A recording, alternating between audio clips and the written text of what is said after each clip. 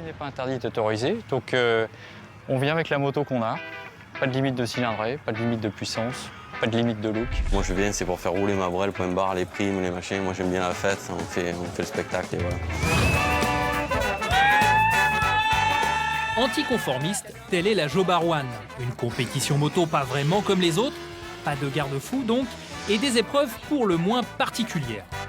Elle se décompose en 4 épreuves en fait. Il y a une course, donc dans ce qu'on connaît les courses. Il y a un passage au banc pour voir quelle est la moto la plus puissante, concours de puissance. Il y a une course de vitesse pure, c'est-à-dire qu'on mesure la vitesse la plus importante avec un radar. Et donc une partie un peu plus visuelle avec une élection en fait de l'ombrella la plus, celle qui excite le plus tous les spectateurs, et la moto aussi qui plaît au plus grand nombre. Voilà. Ouais, pas mal du tout, Mandy. Qu'est-ce que vous en pensez? Je vous écoute, le public, c'est à vous. 4, 3, 2. Du bruit pour Mandy. Merci, Mandy. Une philosophie qui a séduit Brice Nunari, qui y participe depuis 2 saisons, 5 week-ends par an. Il se lâche et s'offre une tranche de bonne humeur. Moi là je serai plus jamais champion du monde ou quoi que ce soit, je le fais pour mon pur plaisir. Sinon je serais pas là face à des monstres de 300 chevaux avec 100 chevaux. Là moi je viens, c'est pour faire rouler ma brelle, point barre, les primes, les machins. Moi j'aime bien la fête, on fait le spectacle et voilà. Et comme les autres concurrents, Brice a construit une moto pour le moins particulière. Un cadre d'italienne et un moteur 2 temps d'origine japonaise, un mixage surprenant mais efficace. Il nous a fallu à peu près 1 an et demi en bossant vite fait à 3, 4, 5 personnes qui ont travaillé sur la moto. On m'en donne un billet de 20 000 €, je la vends pas. La première épreuve se profile. Seul problème, Brice n'a pas encore mangé. Je vous présente Sophie, ma mécanicienne, Umbrella Girl, cuisinière, alias toute option. Sophie se met au fourneau.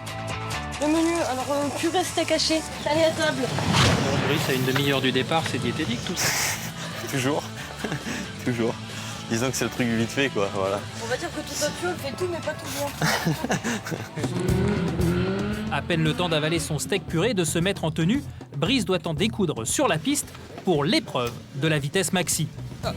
Allez, la zone de décélération. Après les 2 passages autorisés, le verdict tombe, 193,1 km/h. Pas mal, mais pas suffisant face à des motos qui développent plus du double de puissance. Brice termine 6e, un brin déçu.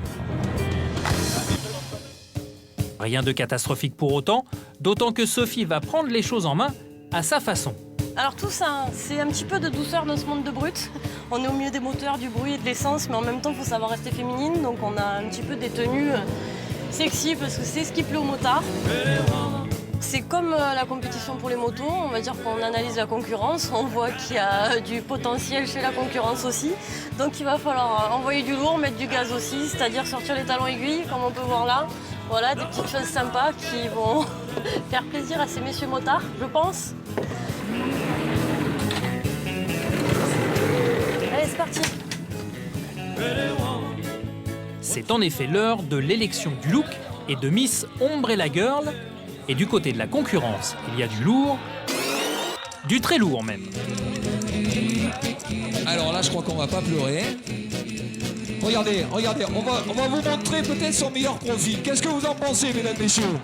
Qu'est-ce que vous en pensez? C'est pas mal du tout. Allez. Superbe. 7500 RDLC de temps. C'est au tour de Brice et Sophie de passer au verdict de l'applaudimètre. Et regardez Sophie. Voilà. Ça va, Sophie? Ça va? Ça va d'autant mieux que quelques instants plus tard, au prix d'un nouveau changement de tenue, Sophie remporte le concours de Miss Umbrella Girl. Encore à la bourre, c'est désormais la course de vitesse qui attend Brice. Cette fois, c'est du sérieux. 16 tours pour tenter de décrocher un podium. Ah, au fait, Sophie a encore changé de tenue.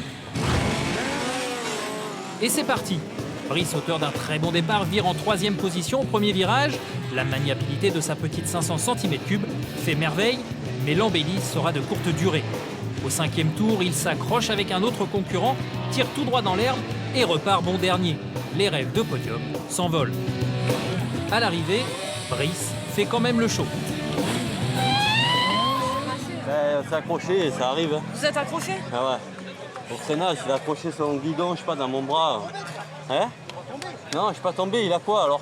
Il a rien lui. Bon, ça va. Il a rien. Bon, ben, le podium, ça sera pas pour ce coup-ci. Ça c'est fait.